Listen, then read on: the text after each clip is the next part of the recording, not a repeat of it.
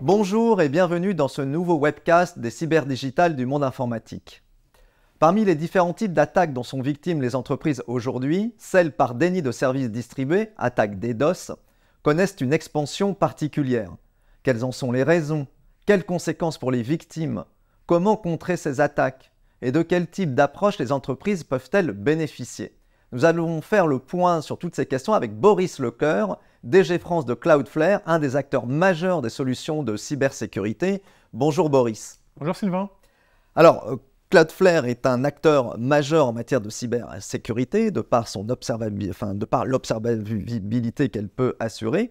Que constatez-vous sur le front des cyberattaques depuis ces derniers mois? Alors, en effet, pour rappel, Cloudflare, on protège et on gère près de 20% de l'Internet mondial.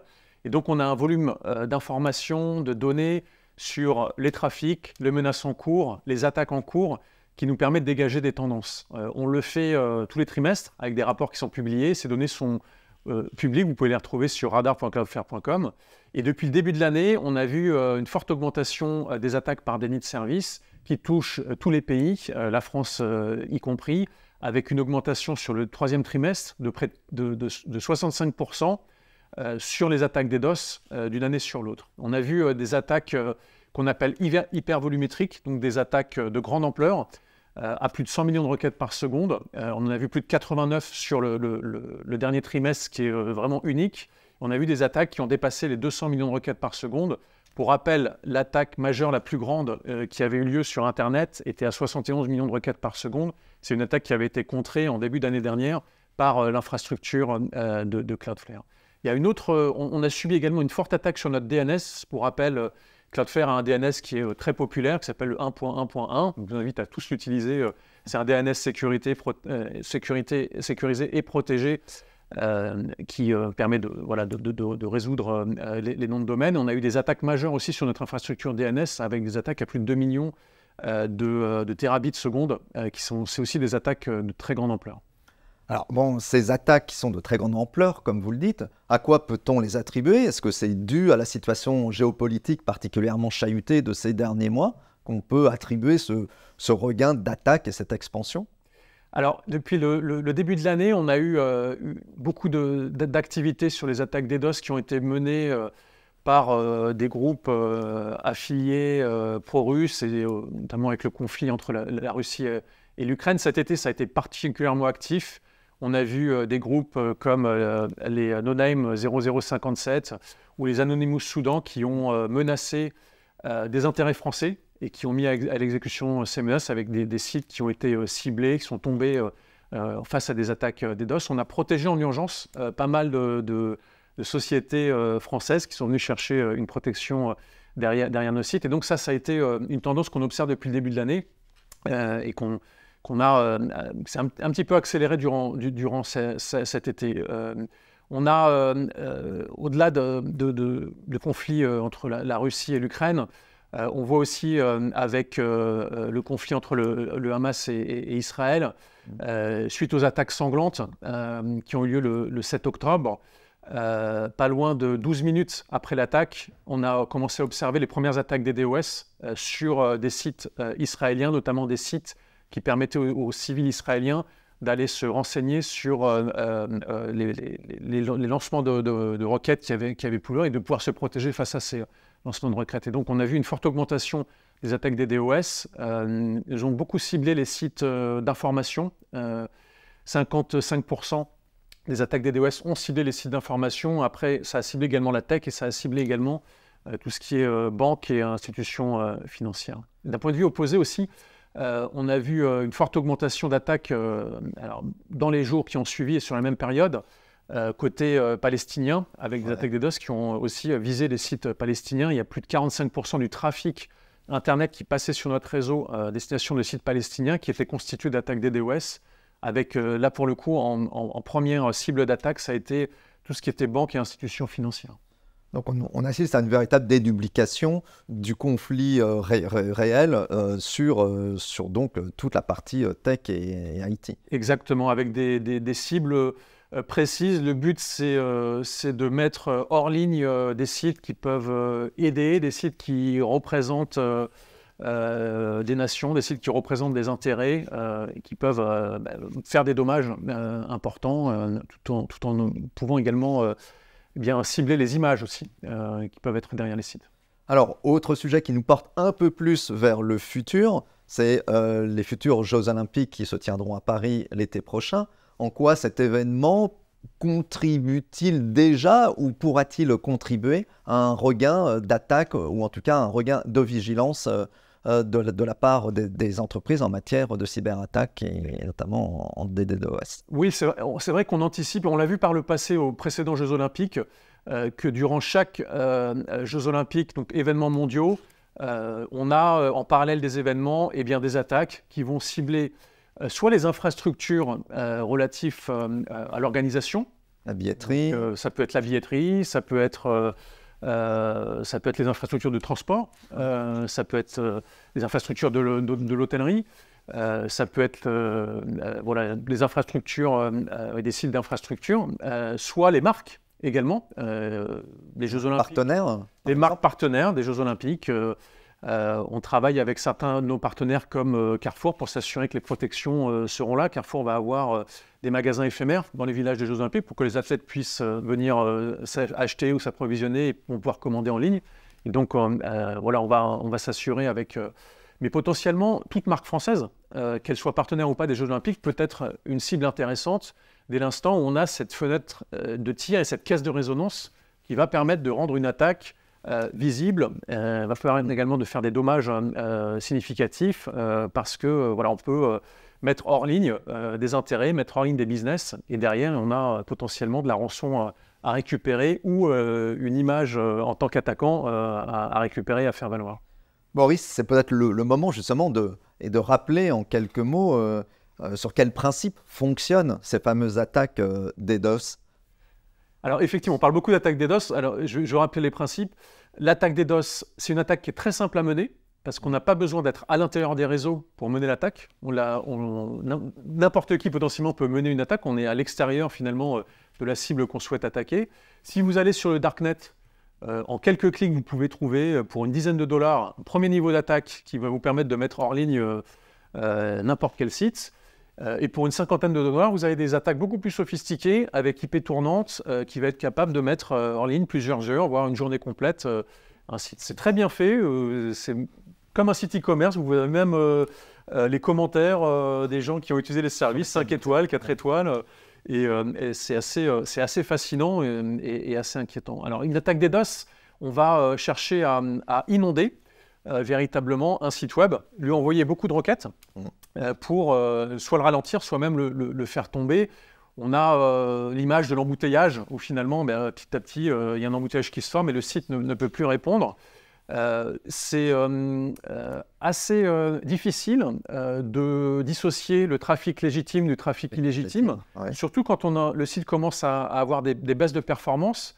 Parce que potentiellement, chaque visiteur du site va voir sa performance ralentir et donc va vouloir rafraîchir aussi le site et donc va renvoyer encore plus de requêtes et donc va surenchérir. Donc, quand on passe certains seuils, bien, quasiment inéluctablement, les sites vont avoir tendance à tomber et être dans l'incapacité de répondre à ces demandes. Après, on a des attaques un peu plus techniques, on va dire, sur les couches d'infrastructure, TCP, UDP, où là, on a ce qu'on appelle des attaques sur les niveaux 3 et les niveaux 4.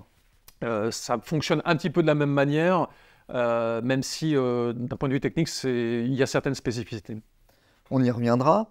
Mais pour les entreprises, enfin pour les sites attaqués, au-delà effectivement donc du fait que le site ne soit plus accessible, quelles sont les conséquences auxquelles peuvent être confrontées les entreprises attaquées derrière ce type d'attaque? Différents types de conséquences. La première, c'est une conséquence financière. Alors bien évidemment, en fonction du business, en fonction du volume d'affaires d'un site, voilà, les impacts financiers peuvent être différents. Pour 60% des indisponibilités d'une heure coûtent plus de 100 000 dollars et pour 15%, c'est plus d'1 million de dollars. Ah oui.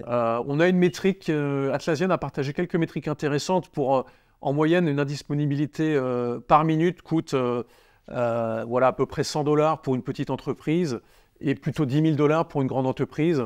Vous multipliez ça par 60, on a $60 000 d'un côté et de l'autre côté, on a $600 000 par indisponibilité par an. Donc c'est assez conséquent. Donc, impact financier, impact d'image aussi. Quand le site de l'Assemblée nationale française tombe, eh bien, ça veut dire c'était le cas tout récemment. Ça veut dire qu'ils sont mal protégés. Ça veut dire qu'ils sont susceptibles d'être attaqués facilement. On peut avoir aussi des impacts pour détourner l'attention. C'est-à-dire les hackers vont mener une attaque DDoS, le site tombe, les équipes de sécurité se concentrent pour contrer l'attaque, pour remettre en ligne le site. Et en parallèle, eh bien, on va essayer de rentrer par un autre moyen, phishing, attaque sociale, et attaque via les réseaux sociaux, et rentrer pour compromettre d'autres endroits du système d'information ou retirer de l'information. Et donc, on peut avoir des attaques combinées qui, au final, peuvent, quand l'attaquant cherche à faire beaucoup de dommages, eh bien, il va avoir tendance à paralléliser les différentes typologies d'attaques qu'il va mettre en place. Pourtant, Boris, avec l'hybridation et son corollaire, le cloud, on aurait pu s'attendre à un renforcement des défenses, de pas justement la cloudification, et notamment en matière d'interruption de services. Pourquoi est-ce qu'on assiste en fait au phénomène inverse ces derniers temps? Alors, je pense qu'il y a différentes raisons. Moi, j'ai vécu les grandes transformations vers le cloud depuis 2010. J'ai été que dans des acteurs qui proposaient que des services en cloud, et j'ai vu les grandes entreprises migrer vers le cloud, tout comme les startups adopter le cloud. Et je pense que fondamentalement, l'adoption du cloud et du SaaS s'est faite très rapidement, mais la manière dont on se connecte et la manière dont on se protège n'a pas tellement évolué. Et au final, encore beaucoup d'entreprises, encore beaucoup de sécurité et encore beaucoup de réseaux s'appuient sur des infrastructures traditionnelles avec des boîtiers, des routeurs, des firewalls qui, au final, deviennent les points de vulnérabilité intéressants pour des attaquants, qui sont faciles à attaquer, avec des vulnérabilités qui constamment sont ouvertes et donc qu'on peut exploiter assez facilement. Ça, c'est le premier. Le deuxième élément, les attaquants utilisent aussi le cloud.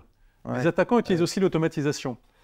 Et donc, au fur et à mesure que le cloud se développe, au fur et à mesure que les intelligences artificielles génératives se développent, les attaquants vont également utiliser ces nouveaux moyens. Et donc, on a, avec l'augmentation de surface d'attaque, l'augmentation de surface d'attaque pour les attaquants aussi. Et donc, il devient vraiment indispensable finalement de se défendre, non pas avec des systèmes traditionnels et des méthodes traditionnelles, voire même des acteurs traditionnels, mais d'envisager des nouveaux acteurs, des nouvelles méthodes qui s'appuient elles aussi sur du cloud pour contrer le cloud. Le concept de défendre un peu le feu avec du feu, en fait. Voilà. Ouais, c'est ça, combattre le feu avec le feu. Est-ce que vous pouvez nous décrire justement quels sont les types de défenses traditionnelles qui sont proposées par les fournisseurs en matière d'attaque DDoS? Alors, en matière d'attaque DDoS, on a traditionnellement deux grandes typologies de systèmes de protection. Le premier, c'est ce qu'on appelle des protections qui sont toujours allumées, always on, toujours actives, dont le but, c'est de nettoyer le trafic et de déterminer au sein du trafic qu'est-ce qui est un attaquant, qu'est-ce qui est un trafic légitime et qu'est-ce qui est un trafic malicieux.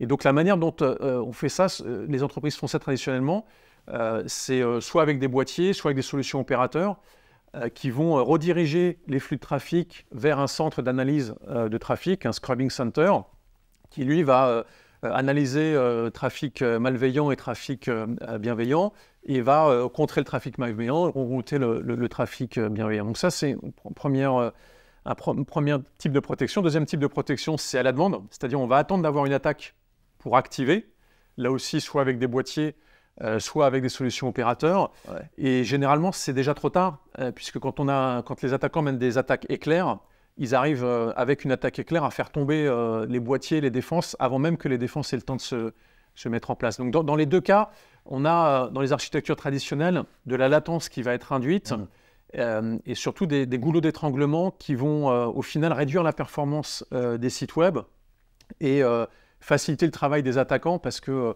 au plus la latence augmente et finalement les réseaux sont saturés, au plus l'attaquant va pouvoir surenchérir pour arriver au seuil qui vont vraiment faire tomber les sites internet ciblés en fait. Surtout qu'en plus, il y a une part humaine, enfin un facteur humain qui joue dans la latence sur laquelle vont pouvoir intervenir les attaquants. Dans la partie démarrage à la demande, oui, Ouais. absolument, Ouais. absolument. Alors, par rapport à ce type de solution, pour contrer les attaques DDoS, Cloudflare, que proposez-vous et quels sont vos atouts par rapport aux solutions traditionnelles? Alors, on a de nombreux atouts par rapport aux solutions traditionnelles. Je reviens un peu sur ce concept de combattre le feu par le feu. Nous, on propose un cloud à l'échelle mondiale qui va avoir la capacité à capter le trafic au plus proche de là où il démarre. Cloudflare fait partie des quelques acteurs mondiaux qui ont le réseau d'une envergure vraiment importante, avec 310 points de présence, avec un réseau massif interconnecté avec 13 000 ASN, c'est colossal. Donc ce réseau nous permet d'attraper l'attaque là où elle démarre, de la contrer au point où elle va démarrer. Donc on ne va pas laisser l'attaque finalement arriver jusqu'à l'origine, arriver jusqu'à l'hébergeur et importer cette attaque en France. Si les équipements de protection sont en France, on va la contrer à l'échelle mondiale avec cette couche immunitaire qui va avoir la capacité véritablement à encaisser les plus grandes attaques mondiales, puisqu'on a une capacité, même si on parle d'attaques à 100, 200 millions de requêtes par seconde, ou si on prend la mesure de 3 terabits seconde, c'est une goutte d'eau dans la mer par rapport à la taille de notre réseau qui aujourd'hui a plus de 200 terabits seconde. Donc voilà. Le deuxième élément qui est vraiment unique, c'est qu'on fait, quand une requête nous arrive, donc imaginez-vous que ce soit un visiteur, imaginez-vous que ce soit un robot, imaginez-vous que ce soit un attaquant, on va récupérer cette requête et faire une analyse sur une seule et même passe de cette requête sans avoir à la rediriger vers un centre de protection DDoS, un centre d'analyse de fraude, un centre d'analyse de robots, est-ce que c'est un robot ou est-ce que c'est pas un robot, un centre d'analyse de credential stuffing, est-ce que l'attaque est en train d'essayer des logins et des mots de passe. Nous, on fait tout ça dans une seule et même passe, ce qui vraiment optimise la performance et nous permet, contrairement à beaucoup de solutions traditionnelles, d'améliorer la performance tout en améliorant la posture de sécurité. Et ça, c'est vraiment unique dans notre offre. C'est aussi une des grandes raisons pour lesquelles les clients choisissent nos solutions. Et de gagner du temps aussi par rapport à la réponse, en fait. Exactement. Historiquement, on a toujours mis Cloudflare dans la case CDN. Il y a ce qui est le cas, on fait du CDN. Mais en fait, on s'est aperçu qu'en protégeant le trafic et en contrant le mauvais trafic, on améliorait la performance. Et donc, finalement, on est à la base, Cloudflare, c'est un acteur de la cyber qui propose du CDN et du caching avec l'un des cachings les plus sophistiqués et évolués de la planète. Mais véritablement, la performance s'est améliorée parce qu'on arrive à limiter le mauvais trafic à l'échelle mondiale. Ouais. Dès l'origine, en fait, dès que vous pouvez dès que vous pouvez l'observer. Dès qu'on le capture, dès qu'on le capture. Parmi vos clients, est-ce que vous avez certains cas à partager ou certains clients qui vous font confiance et qu'on pourrait citer ici? Oui, on a de nombreux clients. D'ailleurs, tous nos clients bénéficient de la protection DDoS et de nos protections, quel que soit le produit qu'ils utilisent. Donc, pour rappel, Cloudflare, on protège des sites internet, des API, des applications mobiles. On protège aussi des infrastructures. On offre la protection vis-à-vis des employés avec des solutions de Zero Trust. On protège également des emails. Et donc, toutes nos solutions nativement bénéficient de notre protection DDoS. Donc, tous nos clients sont capables de témoigner sur l'utilisation de Cloudflare. On a des grands clients comme L'Oréal, dont on protège tout le périmètre Internet et également tout leur site e-commerce. Vous pouvez vous douter que c'est un périmètre qui est quasiment quotidiennement attaqué à grande échelle. Cet été, je parlais des groupes affiliés pro-russes, les No-Name 0057, qui ont attaqué notamment les sites de la RATP. On a aidé la RATP à se protéger en ajoutant certains composants dans nos couches de protection. Et donc aussi, c'était des attaques DDoS d'ampleur assez significative. On a aussi les data centers de la CNAM, donc la Caisse nationale d'assurance maladie, qui héberge en France, dans un hébergement français sur lequel on a mis nos protections sur les couches basses cette fois-ci, qui aussi subissaient des attaques de très grande ampleur et avaient l'incapacité à répondre convenablement avec les solutions type boîtier traditionnel qu'on évoquait précédemment. Voilà. On est aussi très présent dans le domaine des startups. Beaucoup de nos startups comme Conto, Vestiaire Collective, Back Market, Alan, Équateur nous utilisent à très grande échelle. On a Doctolib qui a publié également un blog post très intéressant sur pourquoi ils ont choisi Cloudflare et la manière dont ils pouvaient bénéficier de nos solutions et de la protection Cloudflare à très large échelle.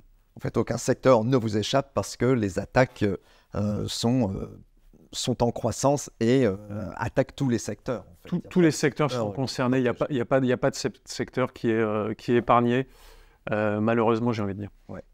Très bien, ce qui vous fait encore de belles années et de belles perspectives devant vous, en tout cas, notamment avec les JO. Je crois avoir lu sur votre site que quand un client utilise Cloudflare, il a 7 fois moins de chances de se faire attaquer. Absolument, oui.